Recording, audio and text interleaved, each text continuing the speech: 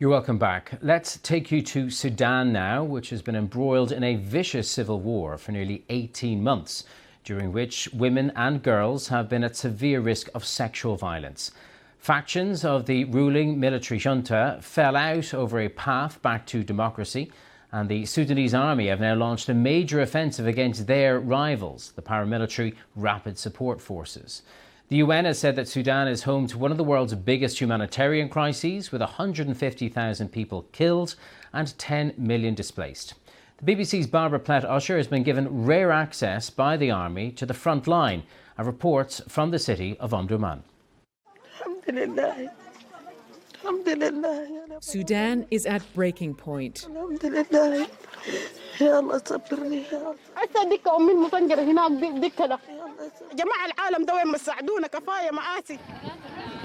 Just outside the capital city is a crossing between the warring parties.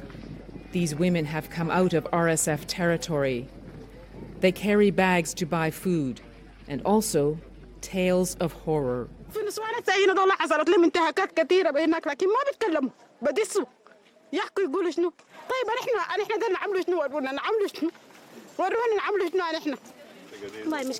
I asked them why they didn't leave. We're too poor, they told me. We have nowhere else to go.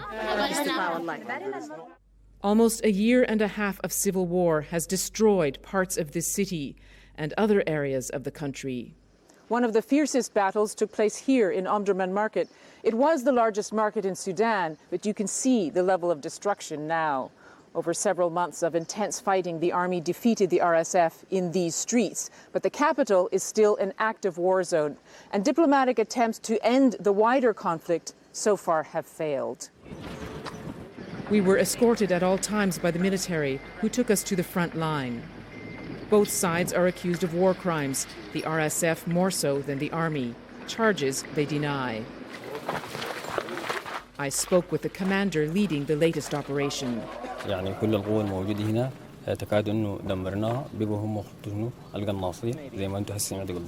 We're at a last line of defense for the Sudanese armed forces in a part of southern Omdurman. You can see the barrier here, and beyond it, less than a kilometer away, is the RSF, and in between is a no man's land where there are snipers, and we've just heard sniper fire. There's also regular artillery fire, another danger here. It's that which is claiming so many civilian lives. El Now is the largest emergency hospital. In the past week, it's received dozens of casualties, many from RSF shelling. One of them, this patient, hit by a shrapnel in the neck. 15-year-old Sufian was working at a market when a mortar landed close by.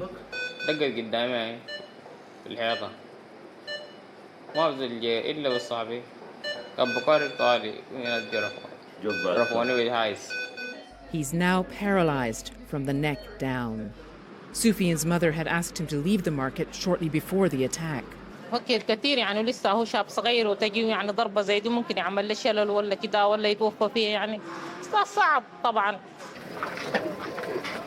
But it's sexual violence that's become a defining characteristic of the conflict. One woman told us RSF fighters broke into her house, demanding to rape her two daughters. The youngest was 10 years old. We've chosen not to identify her for her own safety.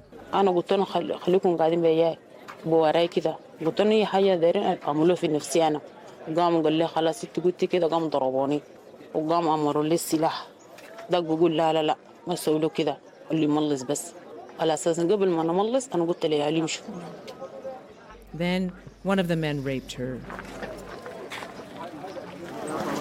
It's late morning, time for the women we met to start the walk back home.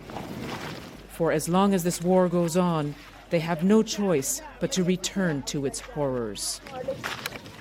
Barbara Plett Usher, BBC News, Omdurman. And Barbara Plett Usher joins me now from Port Sudan. Barbara, thank you for that fascinating insight into an underreported conflict. Is there a willingness, are there negotiations underway to bring it to an end?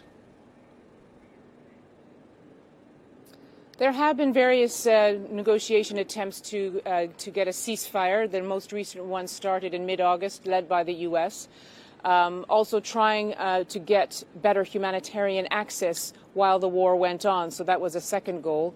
I think at this point, a ceasefire is looking unlikely. We had the head of the armed forces, General Fatah Burhan, who spoke at the UN General Assembly this week, and he said the army was open to any talks that would bring a meaningful end to the war. But he said, first of all, the RSF, the Rapid Support Forces, which he called a rebel militia, had to withdraw from the areas it had occupied, the towns, the cities, the homes, the roads, so that displaced people could go back. Otherwise, there wasn't anything meaningful to a ceasefire. And he said until that happened, the military operations would go on. Now, the RSF commander also sent an audio recording of a speech to the UN General Assembly in which he repeated his willingness to talk about a nationwide ceasefire that would allow humanitarian access. But again, on the ground, those offensives, those RSF offensives continue, especially around the city of Al-Fashar in Darfur in the west of the country, which has been under siege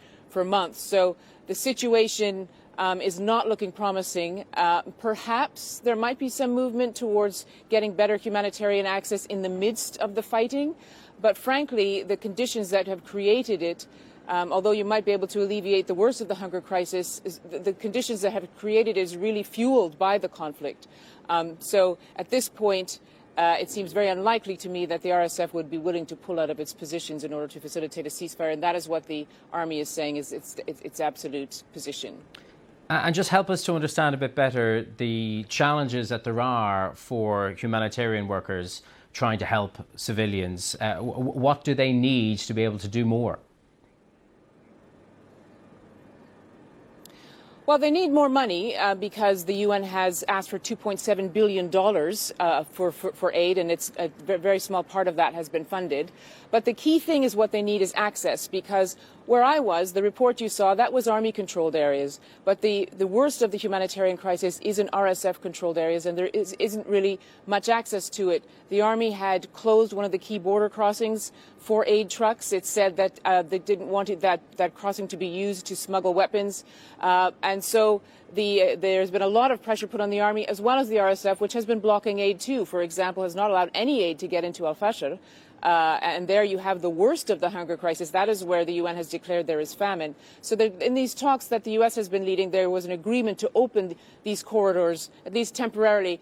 Some of the aid has gone through. While we were here, we heard that at least one or two convoys had gone through, but that is not what's needed. What's needed is a consistent, large flow of aid to stem what is really a very serious crisis at this point. And so, the UN has said, although there has been some movement, there hasn't been nearly enough so far.